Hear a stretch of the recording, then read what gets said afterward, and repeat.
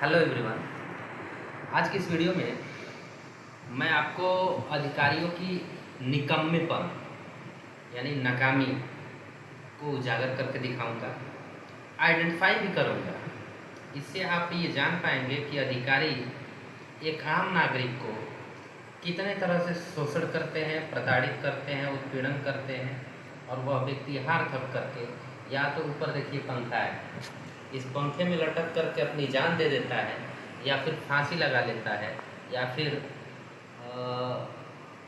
चूहे की दवा खा करके मर जाता है, क्योंकि उसके पास ऑप्शन ही नहीं बचता है कि वो अपने हक के लिए लड़ाई मजबूती से लड़ सके।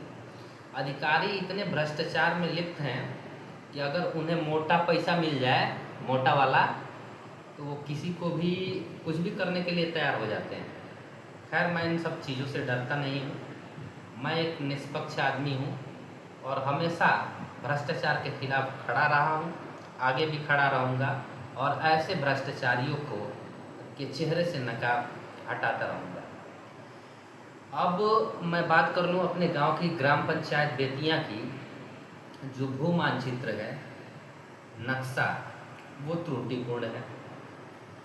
त्रुटिपूर्ण है, उसे सही कराने की जिम्मेदारी प्रशासनिक अधिकारियों की है, चाहे वो तहसीलदार हो, लेखपाल हो, कानूनगो हो, नायब तहसीलदार हो या फिर तहसीलदार न्यायिक हो या फिर अपर जिलाधिकारी महोदय हो, उप जिलाधिकारी महोदय हो या जिलाधिकारी महोदय हो, क्योंकि डीएम लास्ट ऑप्शन होते हैं और ये पूरे ज़िले की कमान को संभालते हैं। राजस्व विभाग को भी देखते हैं और प्रशासनिक पुलिस से संबंधित विभागों को भी ये देखते हैं, यानी इनके अंडर में ज़िले की पूरे कमान होती है और ये चाहें तो चुटकियों में सारे मसले का हल निकाल सकते हैं, लेकिन ये चाहते ही नहीं हैं।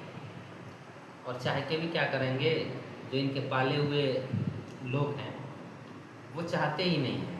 अगर ये चाह भी रहे हैं तो वो झूठी रिपोर्ट लगा करके अनाप शनाप उसको वर्गला देंगे। रास्ते से ऐसे रास्ता सीधा जा रहा है, काम होने वाला है, उसको डाइवर्ट कर देंगे। तो ये डाइवर्ट करने की जो सिलसिला चलती है, इसमें आम आदमी परेशान हो जाता है और परेशान होकर के वो सोचता है कि भाई अब तो जो मुझे चाहिए था वो हक मेरा मिला नहीं, इससे पहले मैं सुसाइड कर लेता हूँ और एक नोट छोड़ के जाता हूँ कि भैया इनके वजह से हमारी शोषण हुई, उत्पीड़न हुआ और हमारा काम नहीं हुआ।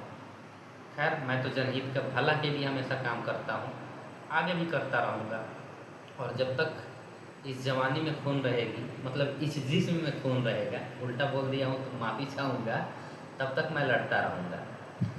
अभी मैं बात कर रहा था गांव के नक्शे का। नक्शे के लिए मैं लगभग 2018 से आवाज़ उठा रहा हूँ, अपनी आवाज़ को बुलंद कर रहा हूँ, लेकिन अभी तक हमें कामयाबी नहीं मिली है, क्योंकि कारण ये है कि हमारे गांव के कुछ दबंग टाइप के दलाल लोग की मिली भगत से ये जा करके प्रशासनिक अधिकारियों से तालमेल बैठा करके नक्शे को नहीं चढ़ने देते।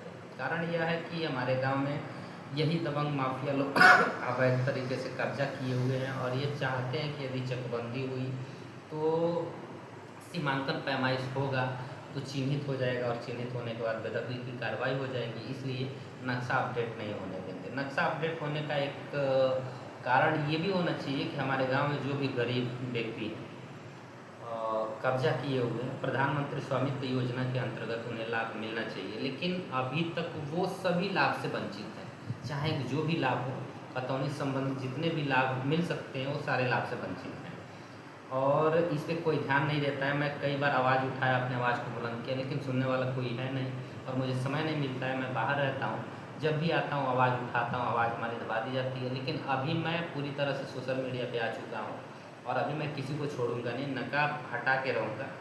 चलिए, सबसे पहले स्क्रीन रिकॉर्डिंग को हम ऑन कर लेते हैं ताकि आपको भी स्क्रीन पे दिखाई दे और हमें भी समझ में आए, आपको भी समझ में आए। स्क्रीन पे जो फ़ोटो दिखा रहा हूँ शायद इस व्यक्ति को आप अच्छे से जानते होंगे। स्क्रीन पे फ़ोटो दिख रहा है, दिख रहा है, दिख रहा है, दिख रहा है, दिख रहा है। ये मैं ही हूँ, ये भी मैं ही हूँ। मेरी शादी हो गई, 5 साल हो गया शादी हो गया और तब में और अब में कितना बदलाव है ये आप देख सकते हैं। ये भी मैं ही हूँ, यानी हमारे चेहरे बदल गए, हमारी शरीर की ढांचा बदल गई, हमारे रिक्वेस्ट करने के तरीके बदल गए, लेकिन बदलाव आज तक नहीं आई। ये सोचने वाली बात है और ये कितनी गंभीर विषय है। ऐसे अधिकारियों को डूब मरना चाहिए, चुल्लू भर पानी में डूब मरना चाहिए। अगर तुम जनहित के कल्याण के लिए बैठे हो और कल्याणकारी कार्य नहीं कर पा रहे हो तो अपने पद से इस्तीफा दे दो, चले जाओ। क्योंकि लोगों को प्रताड़ित करके तुम कभी भी खुश नहीं रह सकते और ना ही कभी रह पाओगे। खैर, वो तो बातचीत होता रहेगा, लेकिन अभी मैं जिस चीज़ की बात कर रहा हूँ, लगभग मैं 11/11/2020 को आवेदन दिया था। किसके संबंध में? ग्राम पंचायत के नक्शा को ऑनलाइन अपडेट कराने के संबंध में। उस समय हमें पता नहीं था कि हमारे गांव की नक्शा क्षतिग्रस्त है, लेकिन अभी हमें पता चला लेखपाल के द्वारा कि हमारे गांव की नक्शा जो है अपूर्ण है, क्षतिग्रस्त है। लेकिन भाई ये तो प्रशासनिक ढांचा है, और जब आपको पहले से पता है कि इस गांव की नक्शा क्षतिग्रस्त है, त्रुटिपूर्ण है, तो उसके लिए आपको आवेदन देना चाहिए था और आवेदन दे करके उस पर कार्रवाई करना चाहिए था। लिखित जो भी चीज़ें बनती थी वो करना चाहिए था। लेकिन शिकायत करने के बाद भी समस्या का समाधान नहीं हुआ और लगभग 2020 अभी 26 चल रहा है, पूरे 6-7 साल हो गए। 7 सालों में ना ही किसी तरह की प्रोग्रेस दिखी, ना ही नक्शा अपडेट हो पाया, ना ही चकबंदी हो पाई और ना ही अवैध अतिक्रमण हट पाए। बस अधिकारियों के लूटने के तरीके बदल गए। धारा 67 लगा करके और ग्राम पंचायत के छोटे छोटे लोगों को बरगला करके, फुसला करके कि आपके ऊपर मुकदमा चल रहा है, और उनसे पैसे ऐंठे गए, लूटे गए। और उसके बाद जो नहीं दिया उससे ये कहा गया कि आपके ऊपर मुकदमा प्रचलित है, आपका घर टूट जाएगा। और फिर जो पैसा दे दिया उससे ये कहा गया कि आपके गांव का नक्शा अपडेट है ही नहीं, और नक्शे से ही सब कुछ होना है। जब नक्शा नहीं है तो अवैध अतिक्रमण हटेगा ही नहीं। ये अधिकारियों की एक जालसाजी है, जालसाजी का तरीका है। इस पर रोक लगनी चाहिए और डीएम साहब को जांच करके ऐसे अधिकारियों को खदेड़ना चाहिए, सस्पेंड करना चाहिए, हटा देना चाहिए, जिससे कल जनहित का भला नहीं हो सकता, जन कल्याण नहीं हो सकते। ऐसे व्यक्तियों को उस पद पे रहने की कोई वो नहीं बनती है। तो ये हमारी आवेदन है।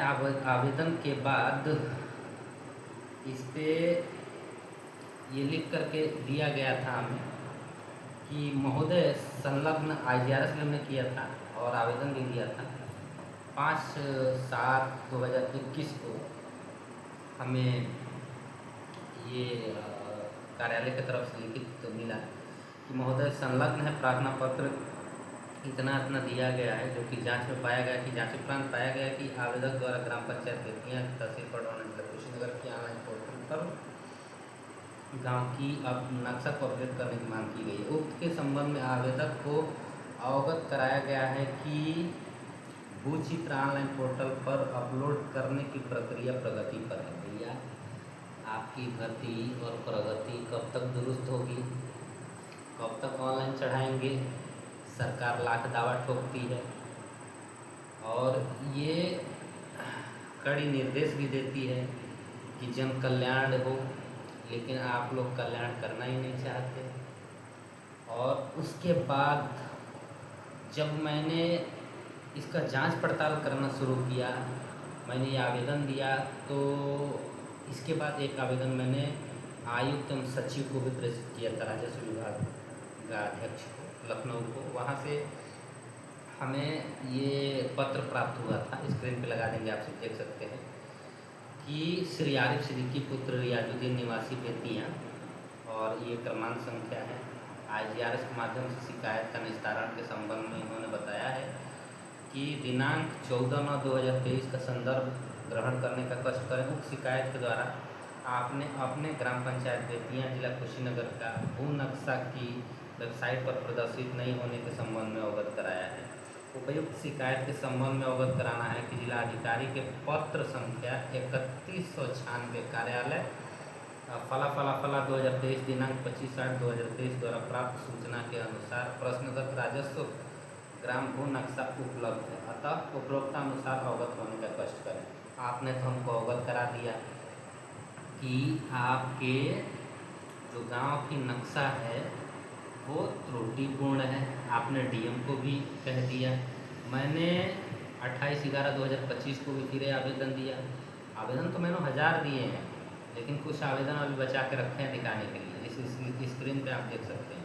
और इस आवेदन में लेखपाल बार बार बचाने की कोशिश कर रहा है। ये मेरे ही आवेदन में लिखा जा रहा है, नक्शा क्षतिग्रस्त है, अपूर्ण है, अस्पष्ट है, अपठनीय है। अब भैया तुम जो दिए वो पठनीय है? ये नक्शा मानते हैं, ये नक्शा देख लो, तुम नहीं दे रहे थे नक्शा, हमने कहीं से भी लिया है, किसी अन्य माध्यम से नक्शा मिला है। अगर अपठनीय है, इसकी जानकारी देना तुम्हारा काम बनता है। और तुमने जो ये लिखित दिया है, ये पठनीय दिख रहा है तुमको? पढ़ने में आ रहा है? ये पठनीय दिख रहा है? ये पठनीय दिख रहा है? कम से कम ऐसा लिख के देना चाहिए जो पढ़ने में आए और समझ में आए। मुझे तो नहीं समझ में आ रहा है, तुम ही समझा दो हमको कि क्या लिख करके लगाए हो। और ये क्या दिए हो भैया? राष्ट्रीय सचिव आरिफ बेतिया, और ये लिख करके आप दे दिए हो। ये तो मुझे नहीं लगता कि एसडीएम जिलाधिकारी कुशीनगर, उप जिलाधिकारी कुशीनगर का है। मुझे लगता है कि आपने फॉर्मेट एक तैयार करा दिया है और बिना उनकी अनुमति का ये हमारे पास भेज दिया है। इसका भी जांच होना चाहिए। अगर ऐसा ही फ्रॉडगिरी करते हैं, स्कैम करते हैं, तो स्कैम के अंदर आता है और इनके ऊपर विभिन्न धाराओं में प्रथम सूचना रिपोर्ट दर्ज कर कार्रवाई किया जाना चाहिए। और मैं जिलाधिकारी महोदय से निवेदन करना चाहूँगा कि हमारे गांव की जो भी नक्शे की समस्या है, उस समस्या को जल्द से जल्द दुरुस्त किया जाए।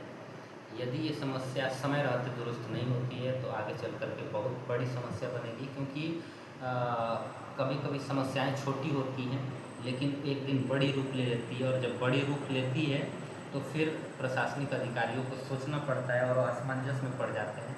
मैं नहीं चाहता हूँ कि कोई भी अधिकारी असमंजस में पड़े। पूरे गांव के लोग आकर के कार्यालय का घेराव करें और नक्शे के लिए भागम भाग करें। मैं चाहता हूँ विनम्रता से सारे काम हो जाए। और मैं एक बार पुनः आपसे विनम्रतापूर्वक आग्रह करूँगा कि हमारे गांव की जो भी नक्शे की कार्य है, प्रगति पे अभी चल रहा है, उसकी गति नहीं लगी है तो कृपया आप उसको गति लगवाइए, उस समस्या का समाधान कराइए। अगर नक्शा नहीं बन रहा है तो चकबंदी करवा करके रुड़की से मंगवाइए, भले ही 2-4 महीना और ले लीजिए, लेकिन उसको अपडेट करवाइए। इसी के साथ मैं विदा लेता हूँ। बहुत बहुत धन्यवाद। और मैं उम्मीद करता हूँ कि माननीय जिलाधिकारी महोदय हमारे इस वीडियो के माध्यम से बताए गए सारी समस्याओं का समाधान करेंगे। जय हिंद।